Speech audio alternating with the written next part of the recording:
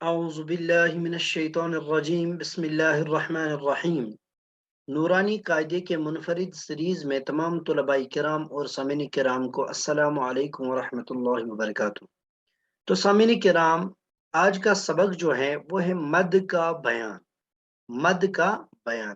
تو سبق شروع کرنے سے پہلے اگر آپ سے وہی التجانہ، وہی مؤدبانہ گزارش کہ اگر آپ نے ابھی تک ہماری چینل کو سبسکرائب نہیں کیا تو سبسکرائب کریں اور ساتھ میں بیل آئیکن کو دبا کر آل پر کلک کر دیں تاکہ ہماری ہر نیو آنے والی ویڈیو آپ کو ٹائم سے ملتی رہے گی، ٹھیک ہے نا؟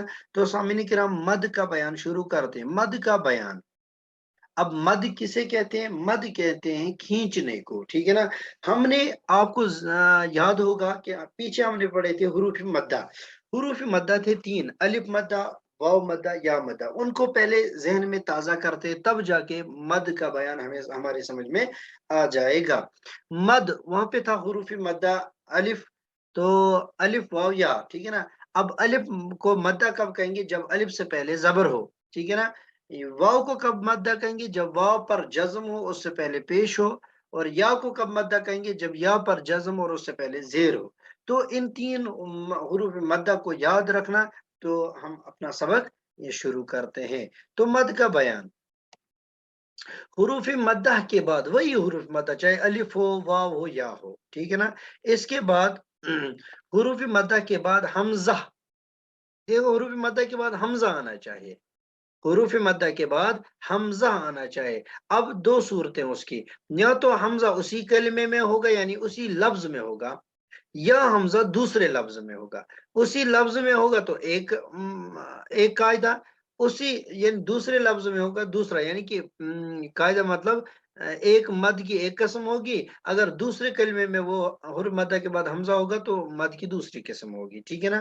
تو پہلا ہے حروف مدہ کے بعد حمزہ اسی کلمہ میں ہو تو مد متصل ہوگا۔ تو نام رہے گا اس مد کا مد متصل۔ کس طرح پڑھنا ہے وہ میں ابھی مشق میں آپ کو بتا دیتا ہوں۔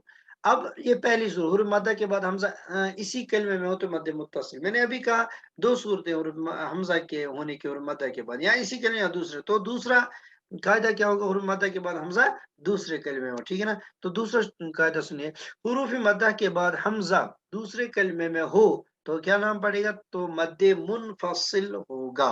متصل اور منفصل آپ نے وہاں پہ بھی سمجھا ہوگا۔ متصل کہتے ہیں اٹیچڈ کو، ٹھیک ہے نا؟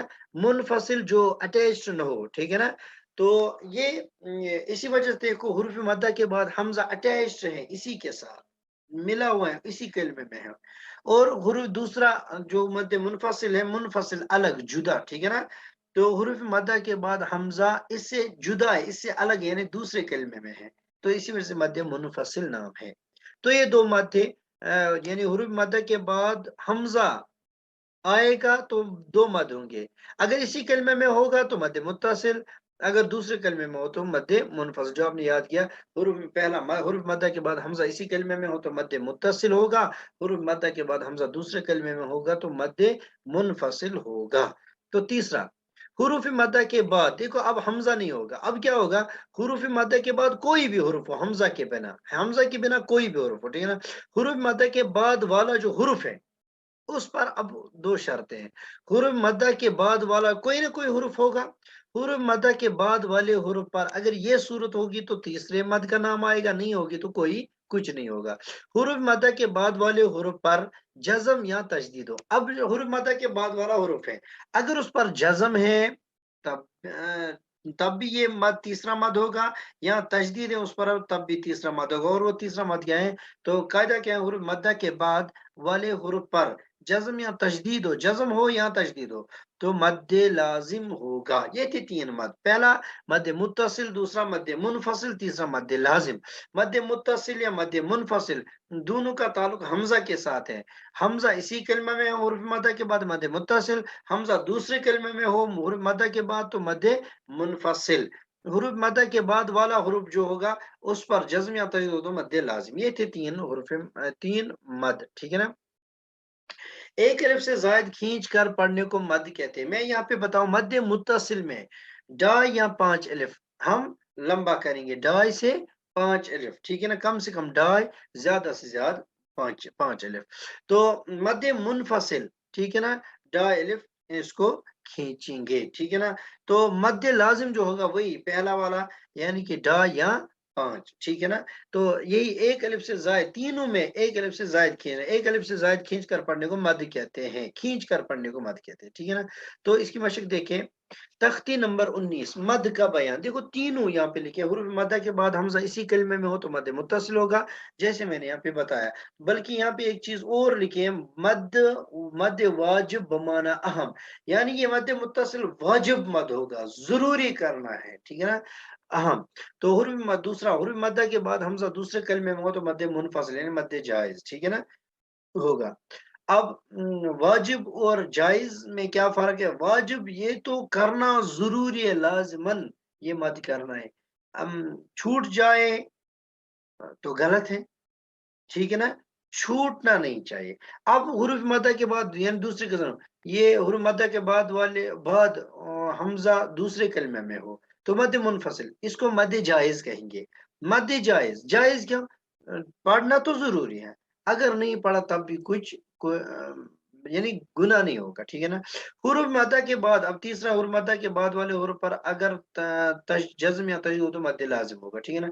तो इसकी मिसालें हम मशक करते हैं. यहाँ पे मध्य मुत्तसिल की मिसाल, जा,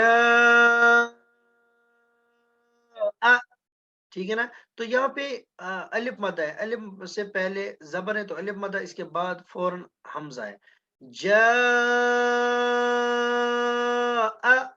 आगे दूसरी, देखो हुरूफ मद्दा या है, या क्योंकि या साकिन से पहले जेर है, इसके फौरन बाद हमजा, हमजा आ रहा है. सीअत मध्य मुत्तसिल, यहाँ पे हुरूफ मद्दा वाव है क्योंकि वाव साकिन से पहले पेश है, उसके बाद फौरन हमजा है. सू, तो क्या हुआ? जा,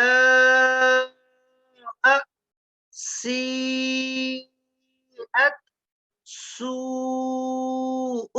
ये था मध्य मुत्तसिल. अब देखो हुरूफ मद्दा के बाद हुरूफ मद्दा है या के बाद दूसरे कलमे में हमजा है तो मध्य मुनफसिल होगा.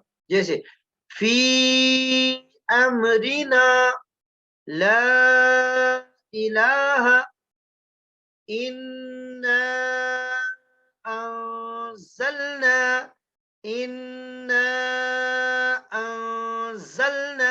देखो इन, यहाँ पे हमने गुन्ना किया क्योंकि हमने तशदीद के कायदे में पढ़ा है, नून और मीम पर तशदीद हो तो गुन्ना होगा. फिर ना मध्य और मद्दा है और इसके बाद दूसरे कलमे में हमजा है तो मध्य मुनफसिल होगा. फिर किया, ये इख्फा का कायदा, यहाँ पर भी एक अलिफ के बराबर खींचना है क्योंकि ये क्या है, एक अलिफ के बराबर नाक में आवाज को छुपाना है, ठीक है ना. और फिर ना यहाँ पर भी एक अलिफ के बराबर, तो ये थोड़ा सा इस वजह से लंबा हुआ है. तो यह कायदा ये है, हुरूफ मद्दा के बाद हमजा दूसरे कलमे में, इन्ना अंज़लना, ठीक है ना, ये है मध्य मुनफसिल. अब मैं आपको बताऊं एक और पहचान इसकी. अभी आपको पता नहीं होगा पहला लफ्ज कौन है, दूसरा लफ्ज कौन है, तो आपको कहीं पे धोखा लग सकता है. तो इसके लिए मैं बताऊं कि जब भी हुरूफ मद्दा के बाद हमजा अपनी शक्ल में होगा तो आंख बंद करके कहो कि ये इसी कलमा में है. अगर हुरूफ मद्दा के बाद हमजा अलिफ की शक्ल में है तो आंख बंद करके कहो कि ये दूसरे कलमे में है. ये एक पहचान है, ठीक है ना, उमूमन यही पहचान है. हाँ, तो मद लाजिम, आ, आना, यहाँ पे आल पे क्या है, यहाँ पे यहाँ पे हमजा जो है, हमजा खड़ा जबर आ, गो हमजा खड़ा जबर में क्या छुपा होता है? इल्म मदा. गो इल्म मदा के बाद लाम है, लाम पर जज्म है तो ये मद लाजिम हुआ. आ, आना, आ, आना. आगे हुरूफ मद्दा अलिफ है, इसके बाद जीम है, जीम पर तजदीद है, जज्म या तजदीद तो मद लाजिम. जूका,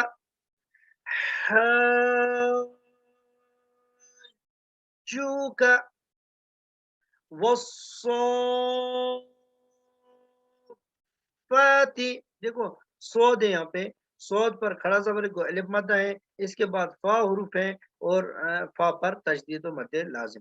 والصافات، تو یہ تھا آج کا سبق، ٹھیک ہے نا.